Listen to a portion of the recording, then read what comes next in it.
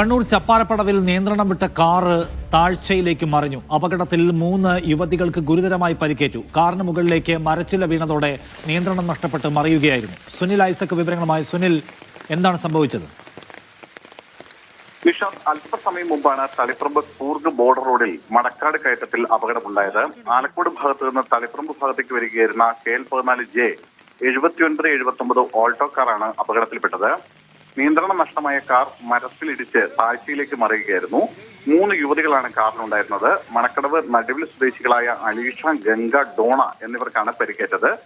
ശബ്ദം കേട്ട് ഓടിയെത്തിയ ഓട്ടോറിക്ഷ തൊഴിലാളികളാണ് ഇവരെ പുറത്തെടുത്ത് വാഹനങ്ങളിൽ കയറ്റി തളിപ്പറമ്പിലെ സ്വകാര്യ ആശുപത്രിയിൽ എത്തിച്ചത്. അപകടം നടക്കുമ്പോൾ സ്ഥലത്ത് നല്ല മഴയായിരുന്നു. ഇവർ ഇതുവഴി യാത്ര ചെയ്യുമ്പോൾ മരത്തിന്റെ ചെറിയ കമ്പ് വാഹനത്തിന് മുകളിലേക്ക് വീണു. ഇതോടെ കാഴ്ച മറയുകയും നിയന്ത്രണം നഷ്ടമാവുകയും ചെയ്യുകയായിരുന്നു. തുടർന്ന് നിയന്ത്രണം നഷ്ടമായ കാർ മരത്തിലിടിച്ച് താഴ്ചയിലേക്ക് പതിച്ചുവെന്നാണ് പ്രാഥമികമായ നിഗമനം.